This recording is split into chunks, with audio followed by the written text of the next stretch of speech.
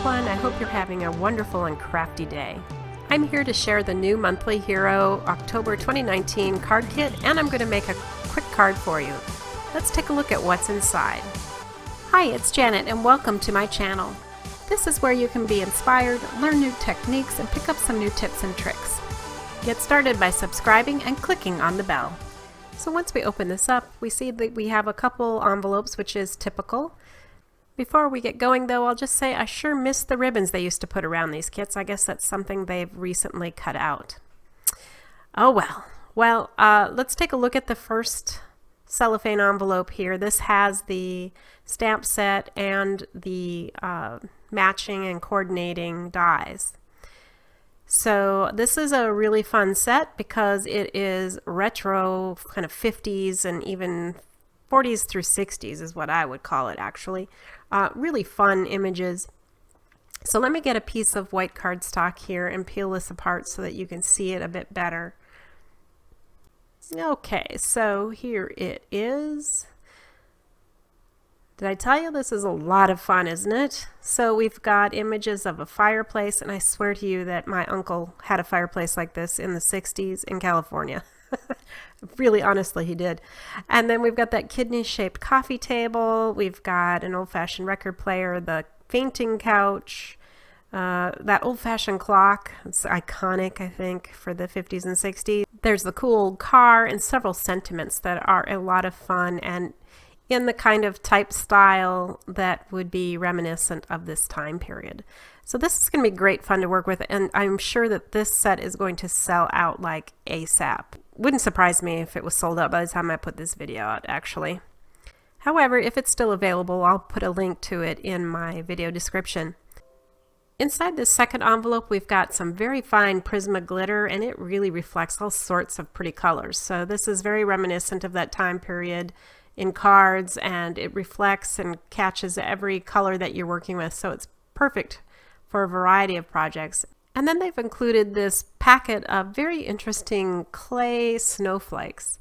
And this is really different. I've never seen anything quite like this. You can tell by feeling them that they're a little different. They're not plastic. They are indeed clay, and they have different patterns on them of different kinds of snowflakes.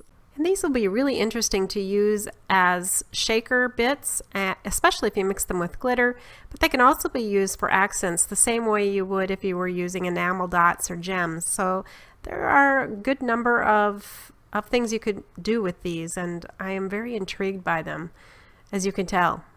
I looked at them for quite a while, but there are very varying different patterns in them, so it's kind of fun to look through them.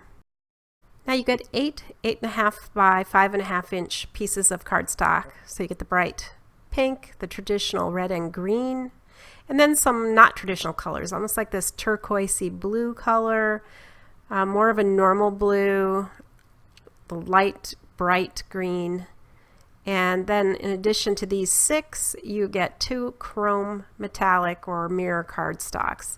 So good selection, which these can be used, of course, as card bases or cut up to be card fronts or accents, mats, whatever you would like. Next, we can take a look at the included dies. There are 19 of these, and they match every stamp as is normal for the Hero Arts kits. And you can see that there's the fireplace, the car, the tree, everything that you're going to need to cut these designs out. And then I also kind of like the backing paper they've used this month. I like this pattern and also the front. Isn't that beautiful? I think I'm going to take advantage of these images and use them on cards using this month's kit. It's time to move on and make a card for you. And I'm going to use paper from this cardstock set called Chalkboard Cheer from Cosmo Cricut. The patterns in this are very retro, old-fashioned, and there are a lot of mini patterns. And so I'm going to use this particular pattern for my card.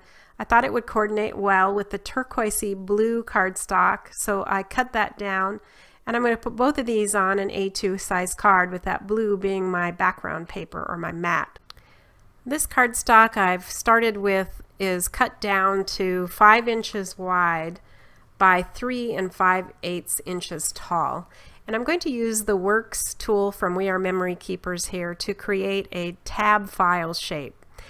The tool has a punch to make this, and if you'd like to see more about this feature and the Works tool in general, I'll put a video link up here to my playlist. I've got several videos going up and are currently up already to show you how to use this system. It's really slick. To start, I'm going to use the tab punch to punch the left corner, then I'll flip it over, use the medium mark there to make a medium-sized tab, and then I'm going to carefully trim away the excess paper so that what I'm left with is this nice folder tab look. I just feel for when I've come to the edge there and kind of keep an eye on it, and that way I don't go too far. And you can see the final result right there. So at this point I'm ready to stamp on this piece of cardstock that I've prepared, and I'm going to go ahead and flip this cutting edge on its side so that there's a ledge there now to put my paper up against so that it will keep it from not moving. And I'm going to pick out my sentiment, and then I'm going to bring out the stamp press that's included with the system. Now the stamp press is made to work with the Works tool, and it just makes it so handy. Once I lined up the sentiment, I'm going to go ahead and bring in the stamp press that comes with the Works and pick up that stamp. Then I'll put that piece of paper back in place and stamp up the sentiment with Versamark. Before I do this though, I realized I have some magnets that are also included in the back of the Works. I'll just grab those two and put them down. That's going to help keep my paper in place. And then I'll go ahead and refresh that Versamark ink and go ahead and stamp. Now, this is a wonderful part of the Works because it's all together and you don't have to change from, you know, tool to tool or board to board. It's very handy, and also surprisingly, even though you're stamping on what is the scoreboard surface of the tool, your stamped images are very good quality and don't seem to suffer from that so long as you're using typical cardstock or heavier. And then if you're doing something lighter, they just recommend you put another piece of cardstock down. So like if you were doing vellum, for example, you would lay down a piece of cardstock, then vellum on top of that, and then stamp. I chose to heat emboss this with silver embossing powder, and I actually ended up doing it twice because I wanted it to be nice and thick and to show very well on the final piece. And so you see here the final sentiment after I finished all of that.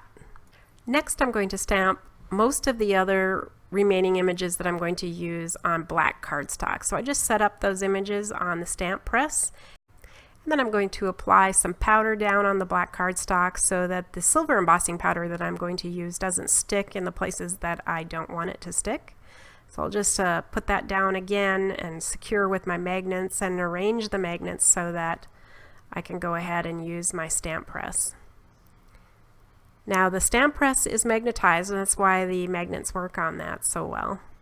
So once I've got that laid out, then I'll go ahead and use the Versamark again and ink up these stamps really well so that I can use the embossing powder on it. And this is what makes this card simple, because I am only using embossing powder on plain cardstock, and I'm not doing any coloring, any shading, nothing like that. So once they are all heat embossed, I will cut these out and then place them on my card to make my scene. So I'll come back once those are all done. And here I'm showing the heat gun melting this powder. I just think it's so fun to show this because it's almost like magic the way it melts and turns into this beautiful image. I'm going to do the same technique now with Santa's boots. They're going to provide my pop of color on this scene card. After that was complete, I went ahead and laid down the matching dies for each of these images and ran them through my Gemini die cutter machine. And you can see that I got nice clean cuts, and I'm ready now to go ahead and put my card together. To keep this vintage look going, I went ahead and inked the edges of this turquoise blue mat with distressed ink in Vintage Photo, and I did the same thing with the tab piece that I created earlier. And I'll go ahead and lay this down, just putting down the mat first, and then I'll put the tab piece on top of that. I glued this directly onto the card base. Once these are in place, I'll start putting together my scene. First, I'll use liquid adhesive, my favorite art glitter glue here, to apply the first and major part of this scene, which is the fireplace. Next, I'm going to place the Christmas tree. And I kind of want that a little bit in the background because I'm going to put that fainting couch in the front. I've put double-sided foam tape on that, and I'm going to set it so that it looks as if it's sitting in the front of the tree in the living room.